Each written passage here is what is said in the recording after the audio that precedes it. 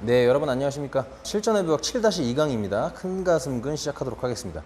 지난 강의 우리가 소흉근 했었으니까 용어 정의는 따로 하지 않고 큰 가슴근 오늘 하겠습니다. 그래서 대흉근이고 팩토럴리스 메이저다. 기시정지로 바로 넘어가겠습니다. 내용이 작은 가슴근에 비해서 좀 많아요. 그죠? 큰 가슴근의 섬유가 세 가지로 나눠져 있기 때문에 그렇습니다. 그래서 우리가 윗가슴이라고 부르는 빗장뼈 갈래, 그리고 머슬벨리가 가장 큰 복장뼈 갈래, 그리고 갈비뼈 갈래. 갈비뼈 갈래는 복근막 갈래라고 부르는 경우도 있는데 어쨌든 간에 저는 갈비뼈 갈래라고 부르도록 하겠습니다. 자, 기시만 세 가지로 나눠져 있고 정지가 똑같습니다. 결국에는 정지부터 알아보면 윗팔뼈의 결절 사이 고랑, 요게 결절이죠. 큰 결절, 작은 결절, 사이에 움푹 들어가 있는 고랑을 얘기하는 거고, 그래서 여기 전부 다 붙어 있게 되기 때문에 그래서 정지점은 인설션은 다 같다고 보시면 됩니다. 결국에는 기시점만 다른데 보자고요.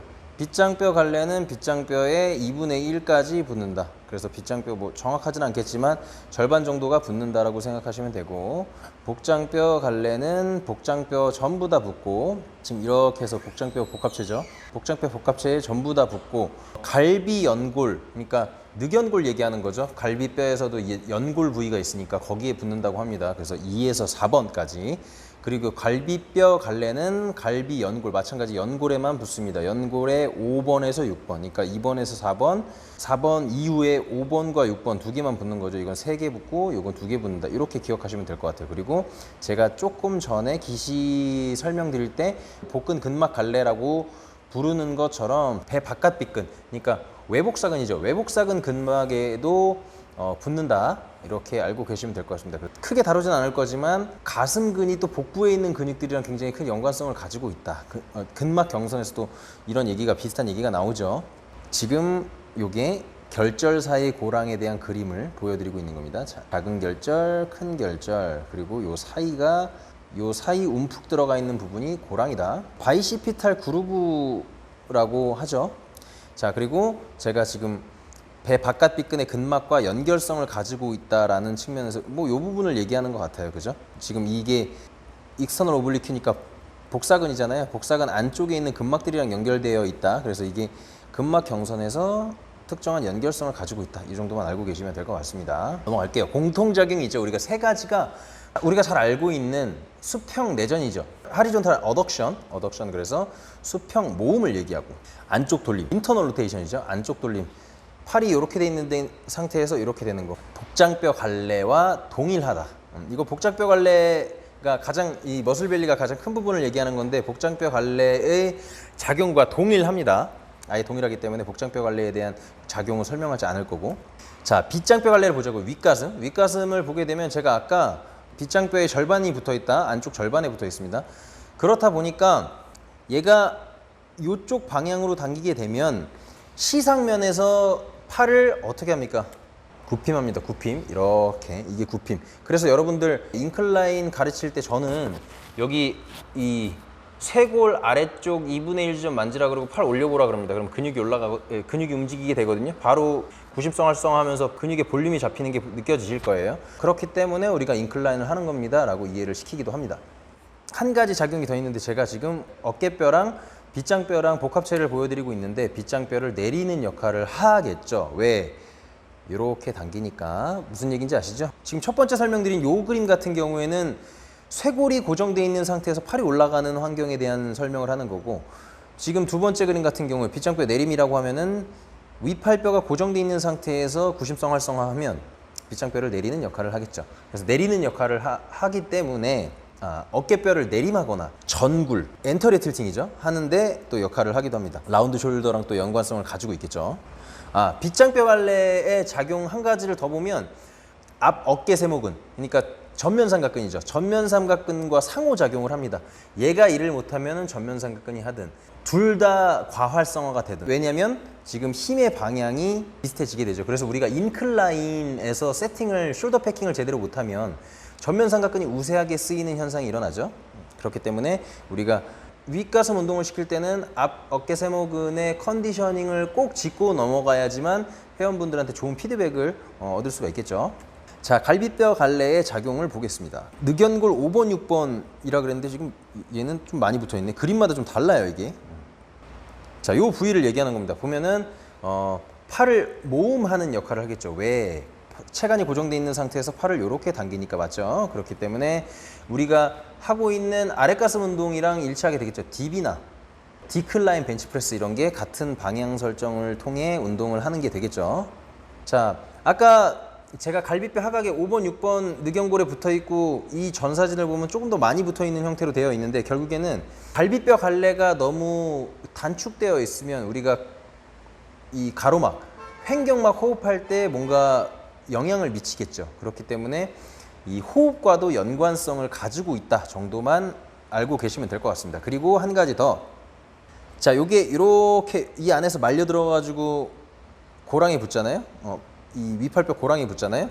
말려 들어가서. 그러면은 얘가 조금 더 위팔뼈의 윗부분을 당기게 된단 말이죠. 그 얘기는 우리가 자주 논하게 되는 상완골 전방활주 증후군과 연관성을 가지고 있다라고 보시면 됩니다. 근데 이 전방활주가 가슴근 갈래를 가지고 우선순위로 두지는 않죠.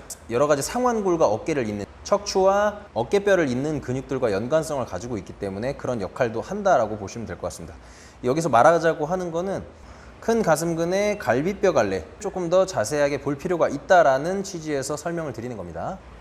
그래서 체형평가와 검사를 한다. 그러면은 우리가 아까 공통작용이 가슴근의 구심성 수축은 위팔뼈 내회전 그렇기 때문에 라운드 숄더와도 연관성을 가지고 있겠죠. 우리가 앞서 얘기했던 작은 가슴근은 직접적으로 어깨뼈와 연결되어 있기 때문에 안테리어 틸팅하면서 라운드 숄더에 조금 더 직접적인 영향을 미치고 상완골의 내회전이라는 거는 조금 더 복합적인 움직임을 얘기하는 거겠죠. 이렇게 내회전만 되는 것뿐만 아니라 같이 이렇게 어깨뼈가 말리면서 라운드 숄더를 만들어내는 역할을 한다 이렇게 보시면 될 것 같습니다. 그래서 우리가 체형 교정할 때 라운드 숄더라고 하면 이 작은 가슴근, 큰 가슴근 그룹을 좀 두 개 다 다루게 되어 있죠. 자, 그래서 검사는 오른쪽처럼 평가하는 방법이 가장 일반적입니다. 뭐 어떻게 하는 거냐면은 이렇게 지금 머리 뒤로 팔짱 껴놓고 누운 거죠. 누운 상태에서 어느 쪽이 더 덜 떨어지는지를 보는 거예요. 이렇게 되면은 지금 저 같은 경우도 오른쪽이 좀 덜 떨어지거든요. 그러면 오른쪽 큰 가슴근이 수평 외전을 잘 못하는 거죠. 왜? 과도하게 구심성 활성화되어 있으니까 이 위팔뼈가 수평 내전한 상태에 대한 힘을 가지고 있기 때문에 무슨 얘기인지 아시죠? 그래서 수평 외전, 수평 벌림에 대한 저항을 가지고 있기 때문에 그렇다는 겁니다. 자, 그래서 뭐 확인이 됐어요. 우리가 왼쪽, 오른쪽. 제가 방금 전에도 저는 오른쪽이라고 설명드렸으니까 그러면 우리는 그 고객이나 스스로에게 해당하는 쪽에 억제를 시켜야 되겠죠. 폼롤러로 릴리즈. 손으로 마사지하는 기법도 있고 그래서 톤이 올라간 데를 다운 시켜주는 거를 반복적으로 해줘야 양쪽 밸런스를 맞추는 데 도움이 되겠죠. 그리고 신장 기법은 동일합니다. 지난번에 작은 가슴근에서 똑같이 제가 이렇게 그림으로 보여드렸는데 오른쪽 팔을 벽에 기댄 상태에서 몸을 앞으로 이렇게 쭉 늘어뜨리는 거죠. 그러면은 얘네 작용이 수평 모음이었으니까 수평 벌림하면서 스트레칭이 되겠죠. 간단합니다. 자, 큰 가슴근은 작은 가슴근에 비해서 우리가 운동성 기능에 조금 더 집중하게 되어 있죠. 왜? 표면에 있는 근육이니까 주로 운동성 기능을 한다 이렇게 보는 거죠.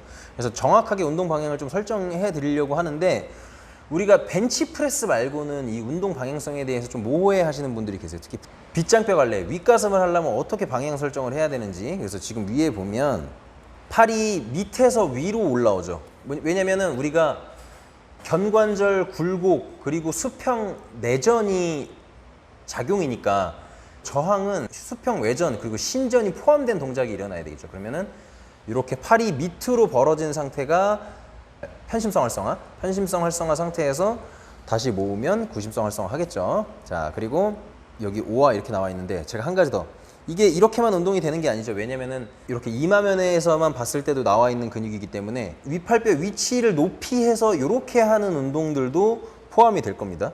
이렇게 반드시 해야 된다는 아니죠. 위팔뼈 높이만 높게 해서 수평면 운동을 통해서도 윗가슴 운동을 할 수 있다고 보시면 될 것 같습니다. 그리고 스털넘 헤드, 중간 가슴 같은 경우에 우리가 이렇게 플라이를 많이 하잖아요. 팩덱 플라이 하는 경우는 앉아서 하니까 문제가 안 되는데 몸이 갸우뚱거리잖아요.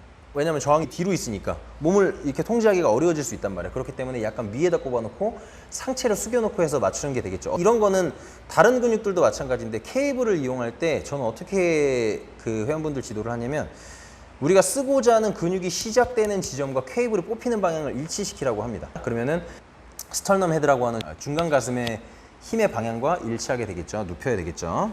자, 이건 팁을 말씀드린 겁니다. 그냥 앞뒤로 해도 되죠. 근데 몸이 흔들리는 걸 우리가 방지하기 위해서. 자, 그 다음에 코스탈 헤드. 갈비뼈 갈래 같은 경우에는 쉽죠. 이거는 우리가 딥 이렇게 하잖아. 근데 팔꿈치 움직임만 배제하고 위에서 아래로. 아까 제가 갈비뼈 갈래 단독작용이 모음이죠, 모음.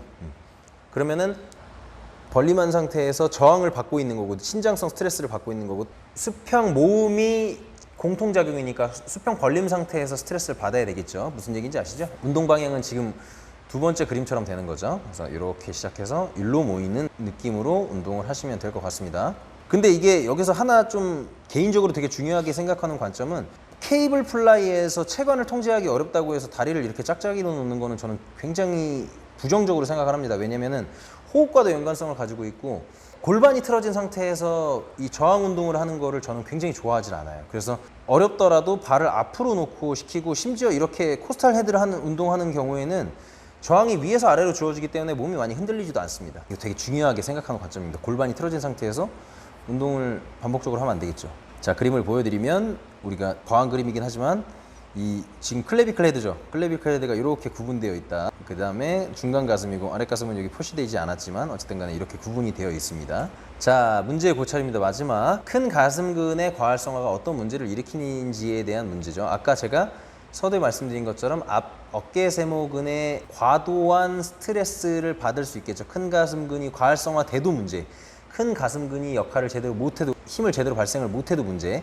그렇기 때문에 우리가 숄더 패킹을 정확하게 해야 되겠죠. 상완골이 너무 내회전 돼도 문제고 너무 외회전 상태여도 문제잖아요. 앞 어깨 세모근 같은 경우에 대한 얘기를 하면은 위팔뼈의 내회전, 외회전으로 통제를 하게 되는데 이게 너무 내회전이 심하면 이 위팔뼈의 헤드가 앞으로 나오면서 전면 삼각근이 스트레스를 더 많이 받을 수 있는 구조가 되겠죠. 그렇다고 해서 이걸 너무 많이 내려버리면은 가슴 근육의 스트레스가 감소하고 오히려 앞 어깨 세모근이 늘어나 있는 상태에서 스트레스를 또 받을 수가 있겠죠. 그래서 적절한 회전 상태를 유지한 다음에 숄더 패킹을 해야 된다라는 점도 염두를 해두시고, 그리고 돌림근띠의 기능 문제. 큰 가슴근이 안쪽 돌림 역할을 한다 그랬잖아요. 그렇기 때문에 바깥쪽 돌림하는 돌림근띠 뭐 있나요? 회전근개, 가시 아래근, 그리고 작은 원근, 이런 애들이 스트레스를 과도하게 받을 수 있겠죠. 그리고 어깨 충돌 증후군을 일으킨다. 이거 당연한 문제예요. 이 팔뼈와 어깨뼈 연결하는 근육들은 이런 어깨에 대한 기능적인 문제나 질환의 연관성을 가질 수밖에 없겠죠. 내회전이 된다고 하면은 이 견갑상완 리듬에 대한 강의를 할 때 롤 앤 슬라이드 메커니즘에 대해서 설명드렸잖아요. 정상적인 롤 앤 슬라이드 메커니즘이 일어나지 않으면서 충돌이 발생할 수 있으니까. 자, 마지막으로 마름근입니다. 마름근, 능형근 얘기하는 거고, 자, 능형근만 얘기하지만 이 중간 등세모근도 포함이 됩니다. 중부승모근, 중부승모근 등 마름근이 견갑골을 안으로 모으는 역할을 하죠. 근데 이게 가슴근의 단축성 스트레스가 강해지다 보면 어깨가 안으로 말리기 때문에 능형근과 중부승모근이 늘어지는 문제의 원인이 되기도 하죠. 그래서 우리가 상지 교차 증후군에서 그걸 반대로 보기도 하고 또 기랑 역할을 하니까 그렇죠. 그래서 이번에 큰 가슴근이 마무리가 됐습니다. 뭐 조금 길었나요?